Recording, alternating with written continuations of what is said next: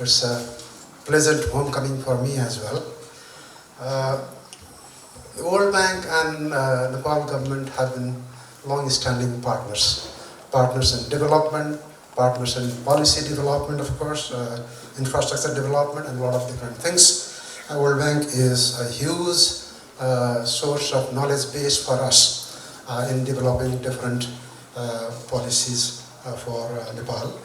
I would like to thank World Bank for the continued support to Nepal's development, and personally to David, who has been my not long-standing, almost more than 1 year now, year and a half, and we share a lot of things. We have in common a lot of things. On the current economic scenario, there's a reference to the Gen Z movement of September 8 and 9, which caused serious damage to some private assets and public assets. As you know, the total damage is in the tune of 200 billion. That does not include the loss of stock and loss of business. Put together, FNCI has one kind of estimate, and the government has another kind of estimate.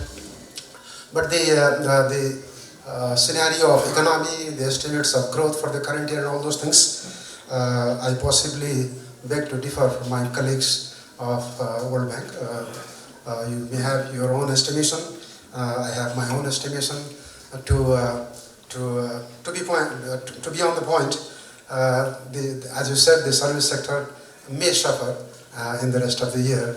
October 2025 happens to be the month in which Nepal received the largest number of tourists at any time in the last 40-50 years. 128,000 tourists in a single month, post a violent month. September happened to be a violent month, October picked up, and November also has a very good picture.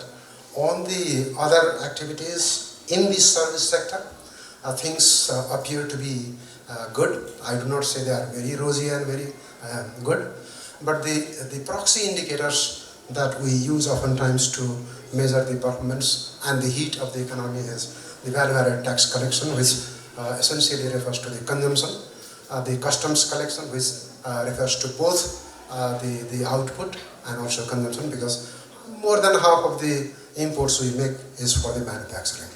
The customs revenue collection has gone up by more than 13% as of today. Value-added tax collection has gone up by more than 12% as of today.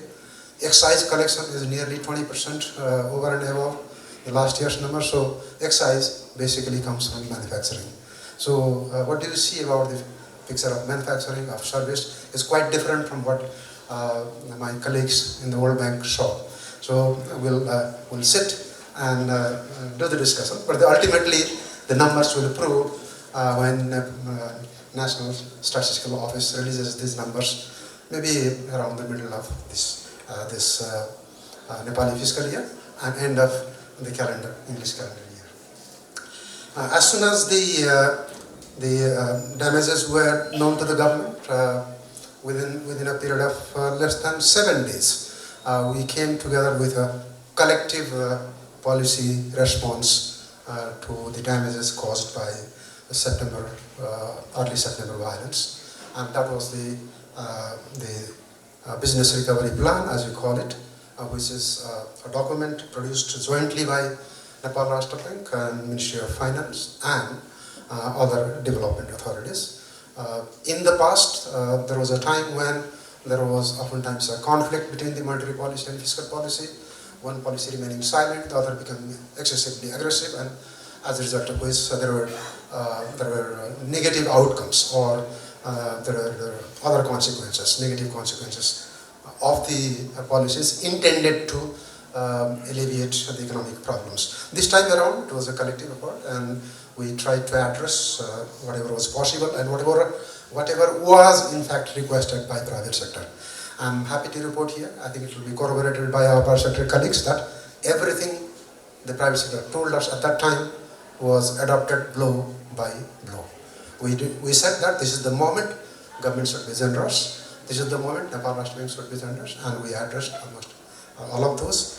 Now, based on the reports I am getting, that almost all of the private sector entities have started reconstruction.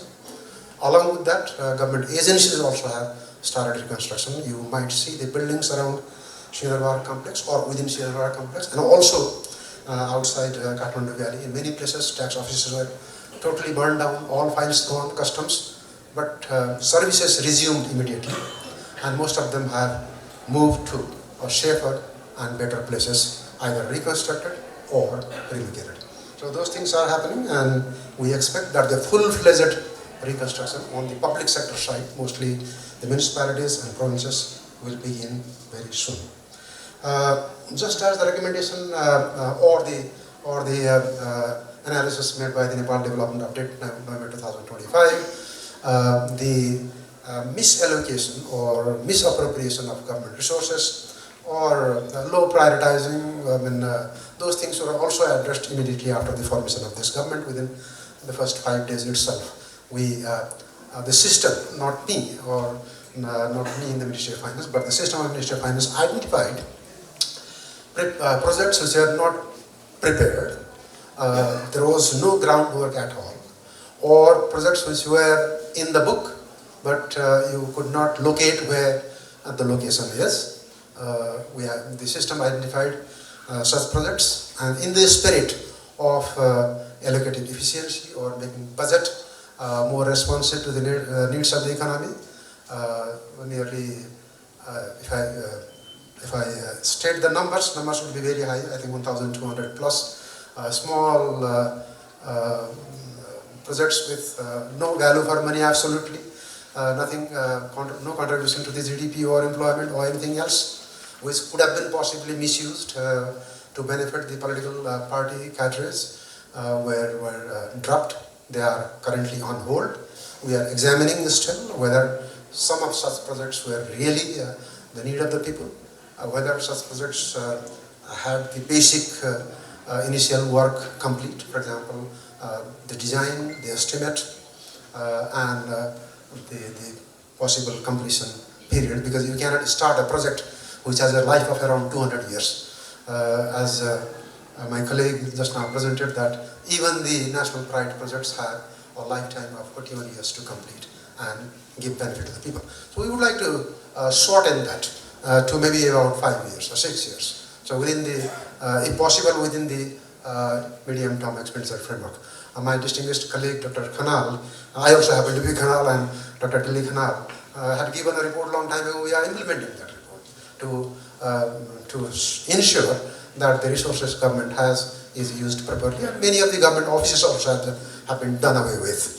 We have also scaled down the institutional presence of tax collecting officers, which was not necessary. If you are able to collect taxes by using less money, that will be more cost effective. So we are examining not only the Ministry of Finance institutions, but also other institutions, and wherever possible, merging them or handing them over to the local governments. I conclude with these remarks on the first part.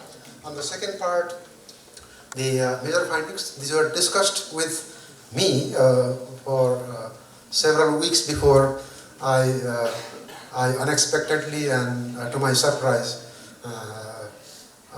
was inducted in the cabinet. Before my induction, I was deeply involved with this process of examining why the public investment management in Nepal is poor. All the issues identified were the ones that was discussed with me, and I was in line with the conclusion arrived at in those several meetings we had.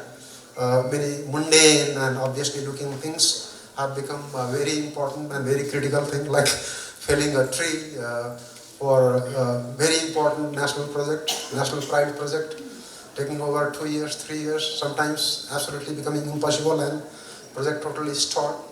Problem of land acquisition, problem of the valuation of the bids. Although our law clearly says that each bid the government agencies choose should be based on the substantially responsive, lowest evaluated bid principle.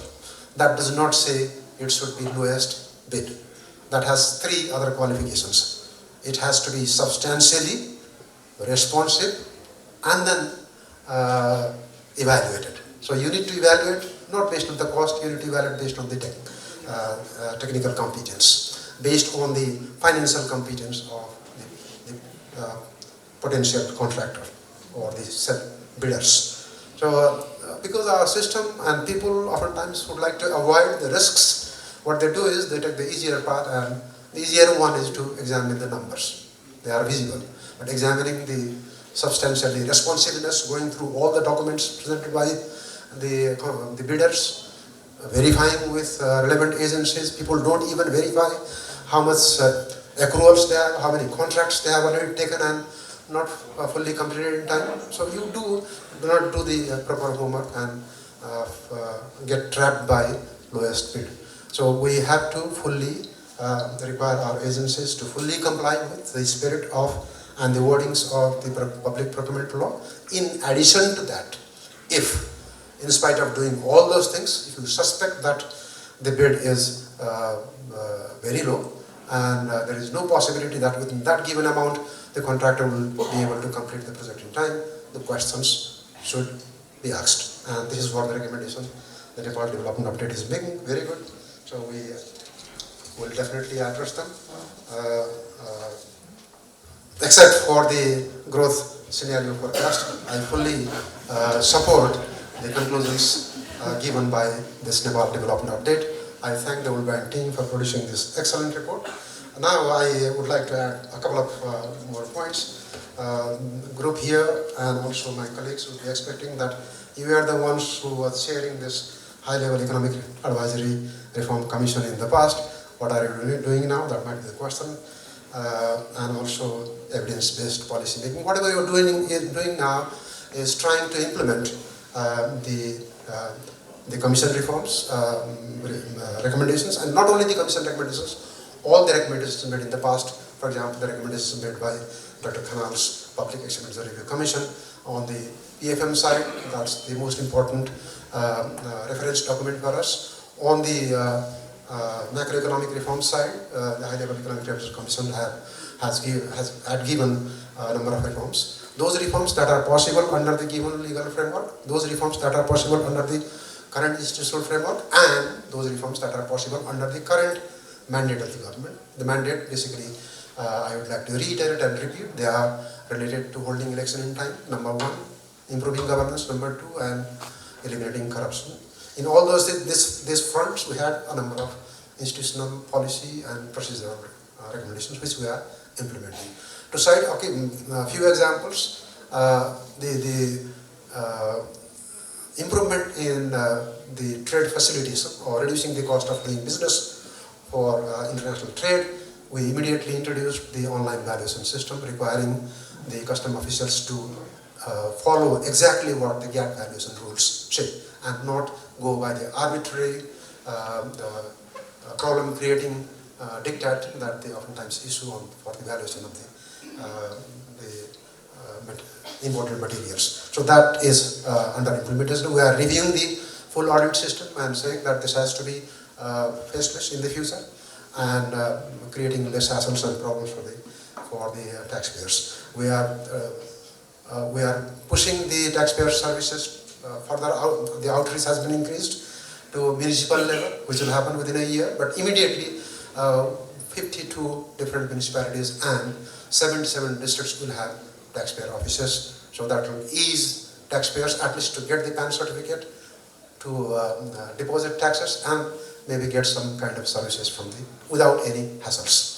So removing those kind of barriers for tax compliance has already been introduced. In the expenditure management, we have already seen the reforms. There are oppositions. People without any authority were using government vehicles for 26 years just because they happen to be a very senior political leader in the past. No law, no rule. The enforcement of law is a very important part of the government. So we said that whether you are former speakers or former prime minister, we have due respect to you, but the benefits you are using from the government treasury, from taxpayers' money, is not legal. You'll have to refund. They were refunded. We got more than 30 vehicles back. We got more than 1,000 police forces back because they were serving those families, doing things that was not they are part of the business. So that is also the reform on the proper use of government's money and enforcing the law. So governance. On the corruption, 18 cases have been filed by CIA in just 2 months, which did not happen in the past within 2 months. AML, more than 12 billion of cases have been filed in 6 different places. Bagalur, Pokhara, Kathmandu, and that process is going on. We are talking to business people that honest businesses will be promoted, full support from the government, but whosoever goes against the principles of good governance, because good governance does not mean this is the policy for the government only. Good governance means the policy for the corporate sector, private sector as well. Governance should be good everywhere. The government alone being good and the rest of the society, if it is bad, we cannot have a proper business environment, proper investment climate. So as to have proper investment climate, level playing field, opportunity for all, equal access, these are the fundamental principles which no private sector should also try to deviate from. So we are asking private sector as well to isolate bad elements, and they allow the government to take action as per the law. Nothing will be done over and above the law. So with this brief note on the reforms that the current government is implementing, as you know, we have a lot of things to do, so I am in a hurry to attend another meeting to be chaired by Prime Minister, so I beg excuse, and I would have wanted to talk to my students here, how things are now since I left. I left in 2022 only, this campus. I was an adjunct, what they call as an adjunct professor, not full professor. Put together, I spent about 19 years in Kusum. From the day Kusum was set up, I was the tutor for accounting and financial management.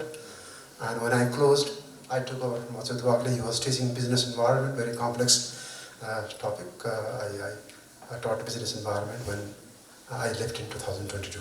Thank you very much.